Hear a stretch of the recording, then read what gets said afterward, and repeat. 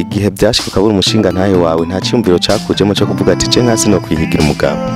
Hari habubatse, hari abusanga arabasore kavuga ati je n'ukuri no oya ati ibyo sino bibamo jewe kuko ti wewe n'ukuri genda urondera abakiri bato jewe n'ukuri ibyo sino bijamo kandi ndiko ndera abana umuntu bagufasha kubarera ngo birera na wenyine ntumbiza nakubwira ti kubera ati ndazihoca kabiri ati nkuriraho bikantera ingorane kabiri iyo bishitse nka buri karamu hari kenja gukopesha kwibara bw'ibotike nkasanga abana bagiye barika mu ngo buryo buke nyene babayeho nabi gasanga nyene Imana igira bikora buke oya ino ntavyo bakunze kugira atari nk'umuntu nyene hangavuga ati Imana niyo yabikoze hakaza nk'umuntu gasanga aragwaye ikintu umugabo kuvuga ngo hari akagucyo ko kuraba umuntu wewe urimenya utimenye nakazi kawe nta numwe usanga ariko arakumenya.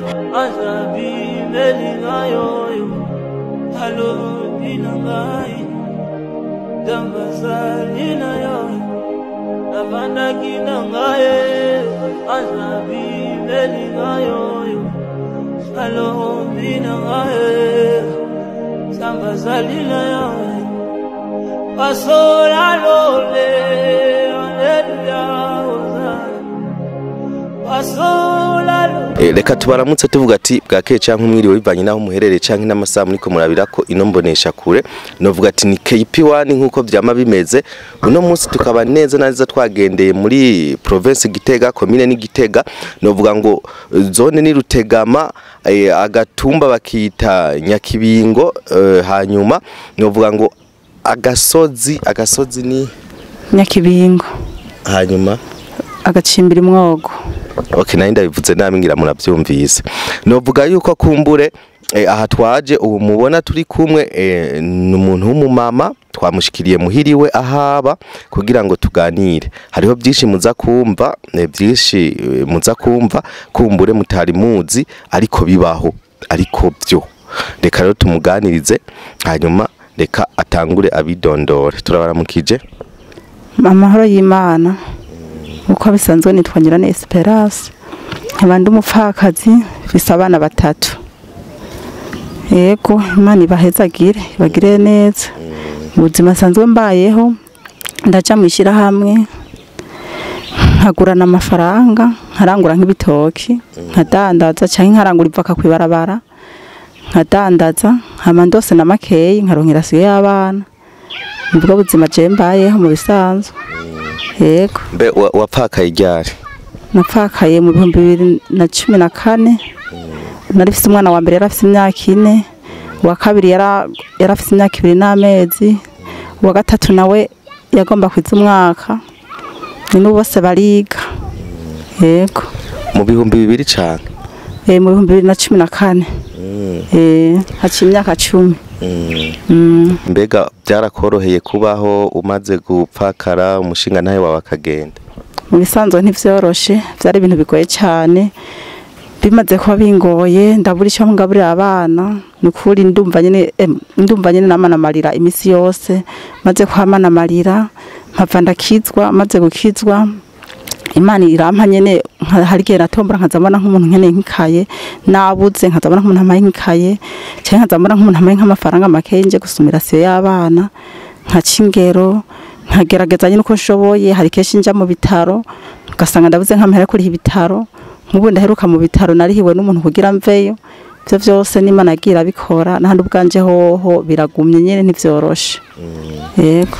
Uravuze ikintu ngo umaze gukizwa kijijwe gute byagenze gute? Mu gukizwa nari nagabanukiwe nyene numva umenga nta wundi no bibwira ico gihe umwana aragwara amaze kugwara ndavuga ati je ngaha ingorane n'ukuri singira icepfo ca ruguru ndi mu ngorane ndabona ko atawundi no bibwira atari Imana hama ndakira umwami Yesu ndakizwa amaze gukizwa Imana irazirabana nanje buke ndi ngaho nyene abana bakagwara nkaja mu masengesho bakagira ingorane nkaja nko mu bitaro hariho n'ikindi gihe nigera kuja mu bitaro hariho umuntu wundi yandihiye amahera arangurira imiti maze kuja mu bitaro nyene katari gake ngwaza abana hose nagumye ndahabona Imana ari yagumye nkore gitangaza je nihebuye kuko nta umuryango ofise navuga ati uri kurandaba mugi Imana niyo nazambona nk'umuntu nyene andaba ntabizi nyene ntavyiteguriye.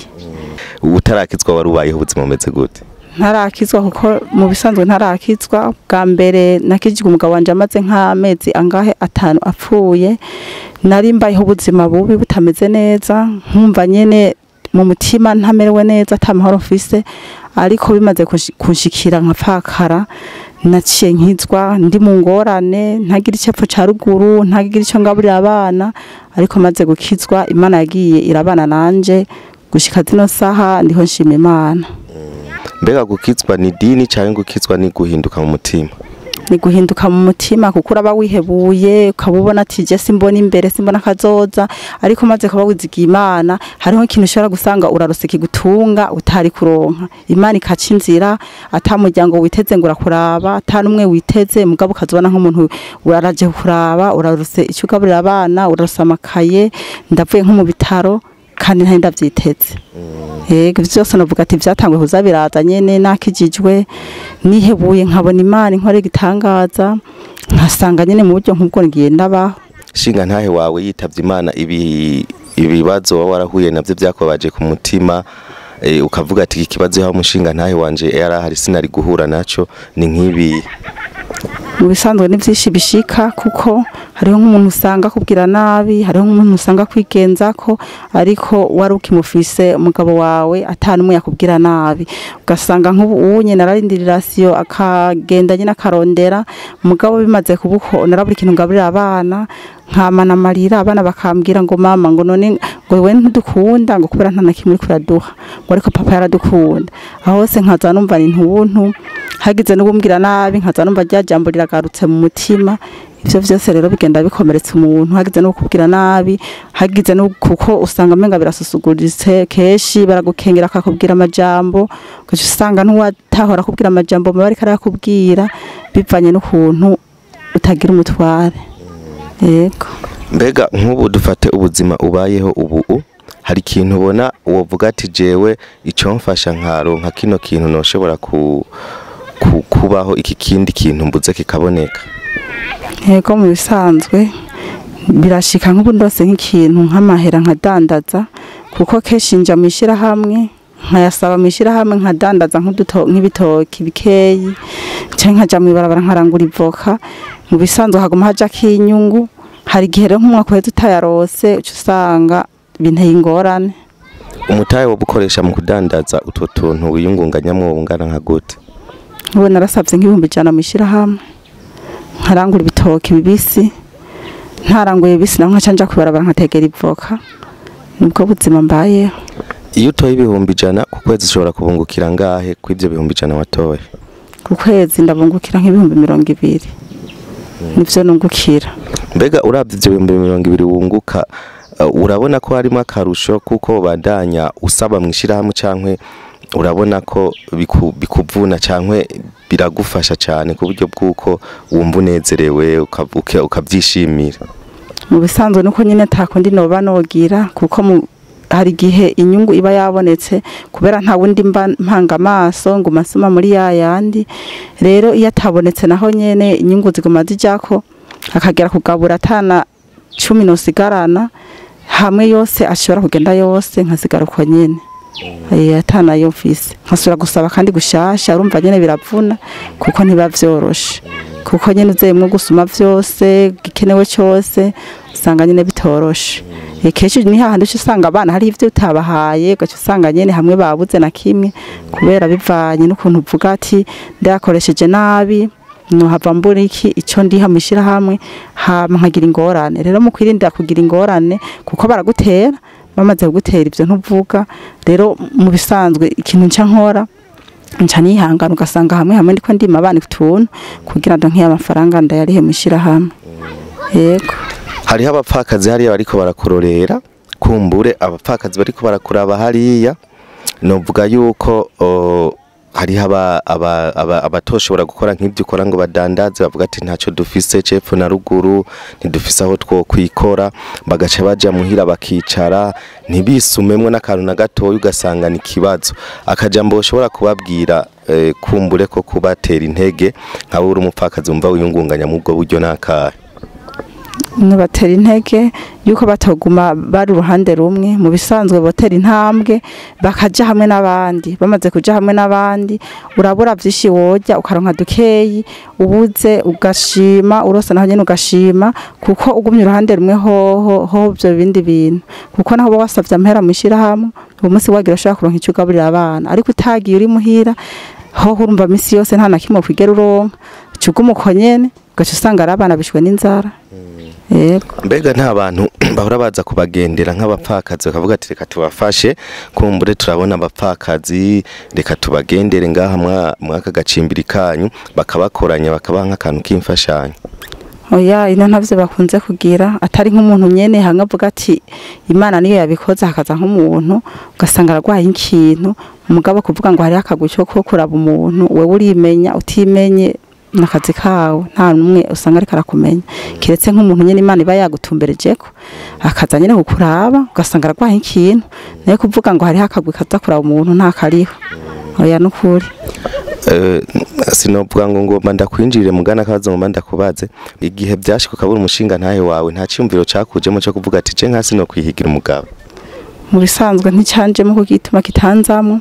Hariho umuntu uvuga ati ndafise umuryango, ndafise mabukwe, nsigarana abana bari batoyi, ahubwo navuga ati Mana ufashe ushoboze umpe kwihangana kugira iki ndere bano bana bakure, kuko abana bari batoyi cyane, hajya sinagira uwo ndirira, sinagira uwo ngira gute. Mu bisanzwe narira Imana kuko nkanda habaye kunyene, nta mabukwe ahari, nta muntu numwe hari novuga ati ndiko ndabarira. Vyose rero nkasanga nta muryango uri kurabifashamwo, atari nk'umuntu w'umunyagahinga Imana ikozeko, aho hose byantera igikomere, mbona yuko umenga ntaho noja, abana banje nabataye, kuko hariho nigeze kubona yagiye ahantu umugabo afise abana, haciye kabiri amaze kuvyara abandi, ngo nkuriraho bona banasabi ngo sabo ngaha.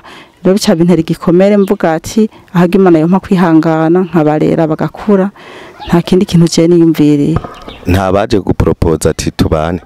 Abaje nababwira ati nukuri nturi umugabo wanje yazutse, burya rero ngo ndaguhe ngo nayirasiye toyaye ati Imana yo nyene nizo mpa kubaho, Imana yarinze imutwara ibona yuko yarakeneye kubaho, none ko vyabaye nta kundi, je nukuri ndakwinginze ahubwo ntuzoze no muhira. Haza abasore cyangwa haza abubatse? Hariho abubatse, hariho abusanga ari abasore, ukavuga ati je nukuri oya ati ivyo sino bibamo jewe, kuko tiwewe nukuri genda urondera abakiri bato, jewe nukuri ivyo sino bijamo, kandi ndiko ndiraba ngo bagufasha kubarera, ngo ntibobirera na wenyene ntumviza nakubwire ti kubera ati ndazihoca kabiri, ati nkuriraho bikantera ingorane kabiri maze kuvyara abandi bana, tabuko vyiza ati ndakwinginze ntuzugaruke. Twise abana batatu. Abo bana batatu, wa mbere afise imyaka ingahe? Wa mbere afise 15, wa kabiri nawe afise 13, wa gatatu nawe arakwije 11, harenga ko nk'ukwezi. Bose bariga? Bose bariga, mukuru yiga mu 9, wa kabiri nawe yiga mu 7, wa gatatu mu 6. Bose rero kugira bige novuga ati n'ubuntu ngirirwa n'Imana, nkatombora nkarasanga nk'umuntu amaye amakaye, gace usanga rero abana barize. Nta gihe birashika ukabura uguha amakaye? Mu bisanzwe mpora Imana ingirira ubuntu, nkaza mbona hariho nk'uwumba jije, cyo gituma mvuga ati gusenga ni vyiza, nkaza numva nyene abana bararosa amakaye, nukuri nkaca nsanga abana baragiye kwishure, iyo bishitse nka buri karamu hari kenja gukopesha kwibara kwibotike, nkasanga abana bagiye bariga mu buryo buke buke nyene babayeho nabi, gasanga nyene Imana igira bikora buke buke. Yego. Hariho abantu bariko baradukurikirana, gira nk'akajambo wabwira bivanye no gupungukirwa ugira, hariho bibazo byinshi ntako bajije, ugasanga kumbure hariho gupungukirwa ugira kurenze bivanye n'uburyo cankwe iki, sindakubwire byinshi ariko uko we uri mu buzima wifashe, ikintu wumva ushobora kubwira nk'umuntu w'umutima w'urukundo w'ikigongwe hariya ushobora kuvuga ati ngo mafashe no mupfakazi? Umuntu yafise umutima w'ikigongwe yoraba nk'icimana yo mubwira akaraba icakora, kuko ntivyoroshe mu bisanzwe biragoye, usanga umuntu agenda arakenera twishi, usanga bituma umuntu abaho ubuzima bubi kubera ata umuntu abafise abwira, ata umuntu abafise aganyira, ariko nukuri uwo gikora yabagize neza, agize icakoze nukuri vyonezera bikagira ico bimfashije kuko nanje n'ukuri nko mino misi yose maze igihe ndi mu bibazo bikomeye byarangoye cyane nkagwaza nkagira gute byose nkaja amadeni menshi nk'ubu ndafise amadeni atandukanye bivanye n'ubuzima mbayeho. Ubu ideni ufise ni ryangahe riri mu gahinga uba wibuka? Ndeni ndafise nk'ibihumbi 205 kuko nagiye ndagurana nagwaje byose ayandi makeyi hari ibitoki bikeyi nkabingahe naranguye bitarasha byo byose ni deni ngenda afise. None nk'ayo mafaranga urabona ko uzaronka mu gihe kingana gute? Amafaranga nka simenya ati nzaronka mu gihe nk'iki bashobora kukwishuza ugasanga biraguteye ingorane bakakwishuza mu buryo bwa gihutihuti ugasanga bikizaga ikibazo. Ubu sishobora kubimenya kuko uraza watoye ideni ntumenya ati bizonyishuza umunsi munaka ubu urarindira ukazarariha nkazandariha make make nandi sinashobora kumenya ngo ati bazonyishuza ryari. Oya mwasinyiraniye? Oya ndwasinyiraniye. We nk'umutahe ubona umuntu yashobora kugufashisha kuko hariya bajya abantu bariko baraturabari hari abantu bafise amafaranga menshi hari n'abandi badafise menshi mugabo bafise umutima w'urukundo wo gufasha wo gushigikira abapfakazi cyangwa imfuvyi hariya ni benshi cyane kandi hariho wanashima n'abatabyitwararika bavuga ati ibyo birabasha bariya umugabo hariho ababyitwararika kubwayo nk'umuntu yitwararika ico gihe bavuga ati nshaka gukorera Imana mu ubwo buryo kuko hariho benshi batanga bafise ukuntu batanga mu buryo bwabo nyene bisangije. We ubona nk'amafaranga ushobora gukoresha akagufasha ku buryo bw'uko woshobora gutera imbere yo bangana gute? Bisanzwe sinovuga nk'igitigiri uwo muntu Imana imukoze ko yovuga ati reka ndamufashisha iki kuko ivyo umuntu agoma kenera ni vyinshi uba mwideni ugakenera utundi tuntu nukuri Imana uwo yokora ko ico yobona yoronka nico yotanga. Yego birakajambo roko kushimira abantu bariko baradukurikirana. Nukuri barakoze kutugendera nukuri mwakoze kutugirira neza muje ngaha numvise nguwe neza kuko iyo urose uturi kibazo naho nyene babishima Imana kuko si keshi bibaye nkuko unye Imana ibahezagire ibagire neza kandi hezagire n'uwo bayumvise amajambo mvuze Imana uwizokoresha wese Imana imuhezagire nukuri azobagize igikorwa ciza Imana ibongera umugisha. Amen. Kiganiro citwa imbuto itewe n'iyimera ico kiganiro ni ca KP1 hamwe n'uwundi mu mama kumbura akora mu buryo bw'ibanga ari muri Australia niho bashobora kugira ico dukoze kugira tuze tuganiriza abantu nk'aba kugira ngo ubushoboye kugira icakoze kwa abantu agikore abafashe kugira ngo babandanye baje imbere kugira ngo babandanye batera imbere nabo babeho nk'abandi kuko by'ukuri hari abantu benshi aho hanze bamerewe neza baguwe neza nkuko namanda bivuga ariko ntibabone ko ari cyo bakora kugira abagenzi babo bamere neza ugasanga umuntu nagoma ndabibutse yuko ibyo mukora hamwisi ni inzu muriko murubaka mu bwami bw'Imana izo nzu muriko murubaka muzozibamo waruzi yuko ngaha mwisi ushobora kuzoba uba muri etage nziza imeze neza etage ya 5 etage ya 30 mani mugabo washitse mwijuru ukazosanga agiye kuba mu nzu y'ivyatsi ya nyakatsi zazindi kera babamwe mu za 80 mu za 70 ukumikwa aho uzosanga wa mukene ariko aba mu nzu nini ya etage wubaka kwisuka sanga rikayiba mu mwijuru ni wakorera Imana uzo buriko urubaka mwijuru ibintu bitazoshira ariko ibyo ngaha mwisi birashira rero ntabarambiye dufashe dukore mu buryo bwo gufasha wewe ukore ufashe mu buryo bwose ibintu byose uzi ari byo gufasha byose ubikore umenye kuri gukorera Imana yo mwijuru.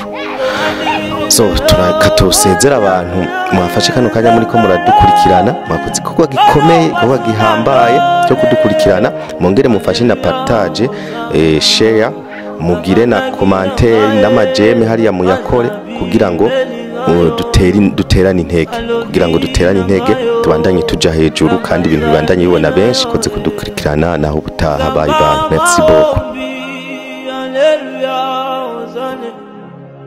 Zamba bangomba, hallelujah.